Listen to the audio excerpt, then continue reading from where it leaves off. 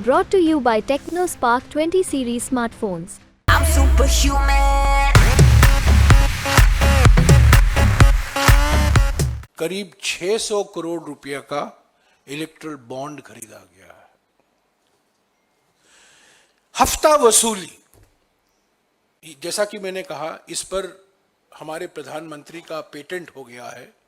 यानी कंपनियों के खिलाफ ईडी इंक्वायरी शुरू करो, सीबीआई जांच शुरू करो, इनकम टैक्स जांच शुरू करो, और उससे राहत मिलने के लिए ये कंपनियां तंग हो जाती हैं और वो इलेक्ट्रल बॉन्ड खरीदते हैं। तो कितने ऐसे कंपनी हैं?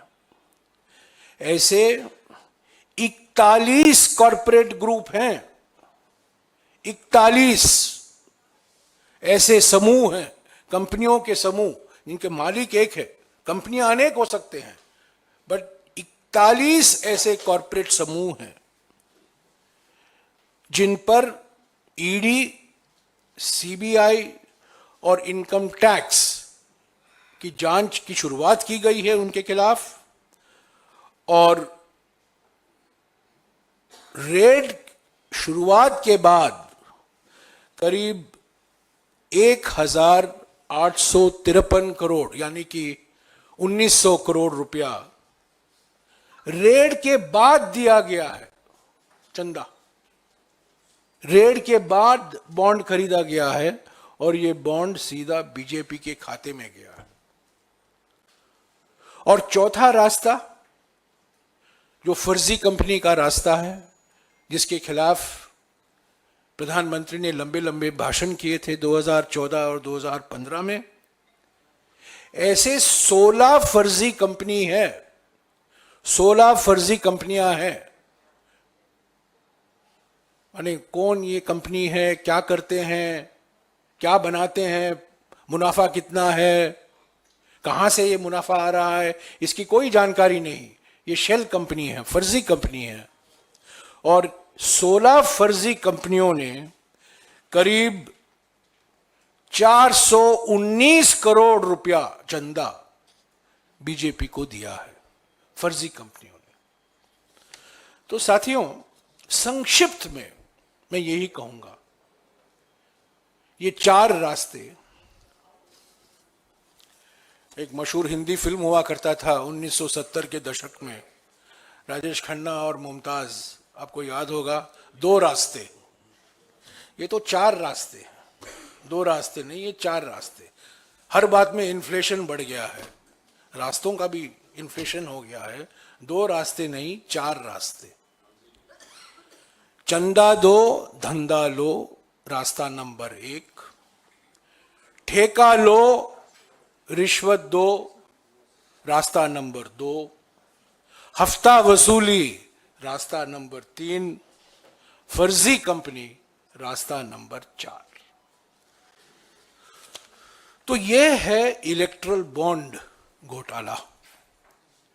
हमने हमारे 2019 के घोषणा पत्र में, यह बार बार सवाल किया जाता है कि कांग्रेस पार्टी, क्या इन्होंने विरोध किया था? 2019 के घोषणा पत्र में, ये रहा हमारा 2019 का घोषणा पत्र, और इसमें हमने साफ तरीके से लिखा है कि हम इलेक्टरल बॉन्ड स्कीम को समाप्त करेंगे।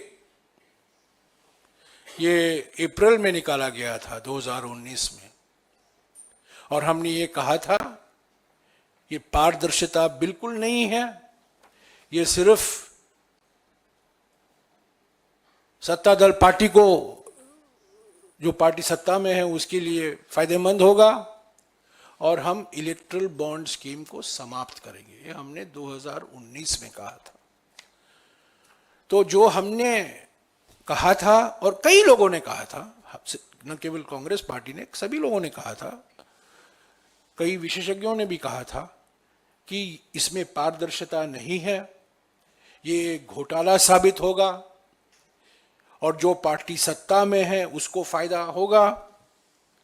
वही हुआ है, और इसीलिए सुप्रीम कोर्ट ने इसको गैर कानूनी और संविधान के खिलाफ एक निर्णय लिया है जो सब आप जानते हैं। अभी सब जानकारी सभी के लिए उपलब्ध है।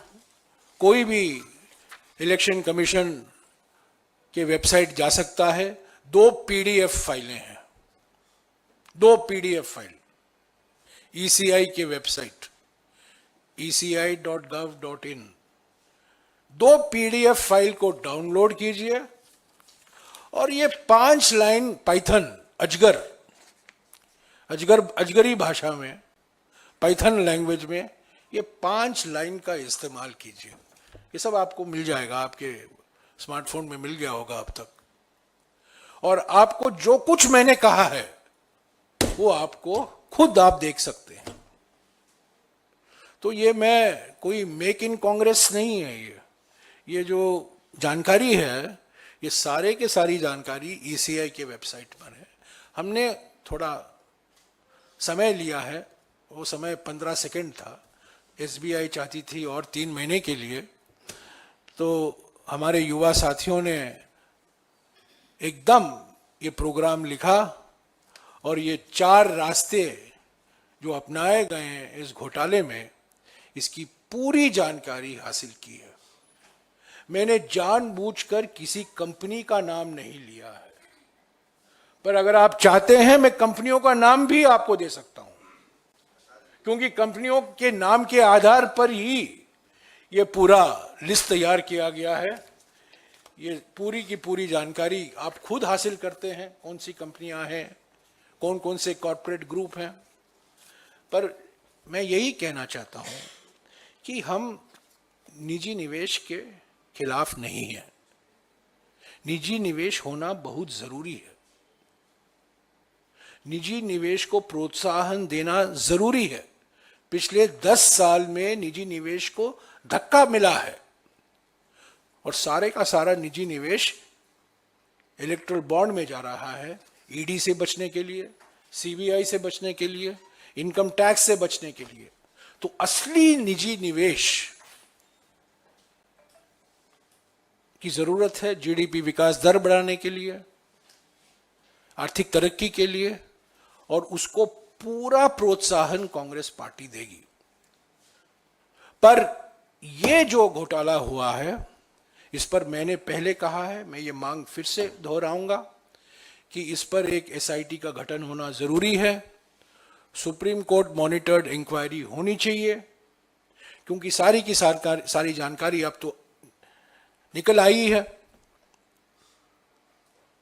और कोई राज तो नहीं रहा, सब निकल गया है।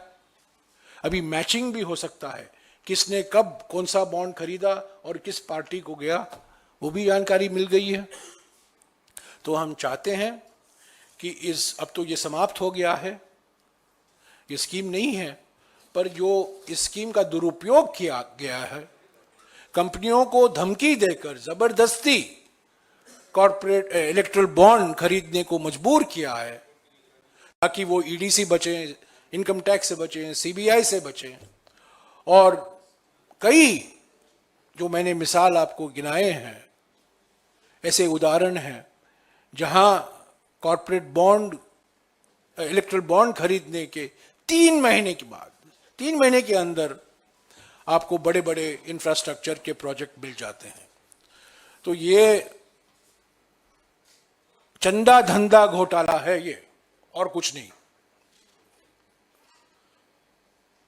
जो सरकार, जो प्रधानमंत्री एमएसपी को कानूनी दर्जा देना नहीं चाहते हैं, वही सरकार, वही प्रधानमंत्री घूस को कानूनी दर्जा दे दिया इलेक्ट्रल बॉन्ड से। तो घूस को कानूनी दर्जा देना सही है, पर एमएसपी को कानूनी दर्जा नहीं देना वो असंभव है। यही इनकी मानसिकता है। चंदादाताओं को सम्मान और अन्नदाताओं का अपमान, यही मोदी सरकार की नीति रही है। ये घोटाला, इस पर जांच होनी चाहिए, सुप्रीम कोर्ट मॉनिटर्ड इंक्वायरी होनी चाहिए।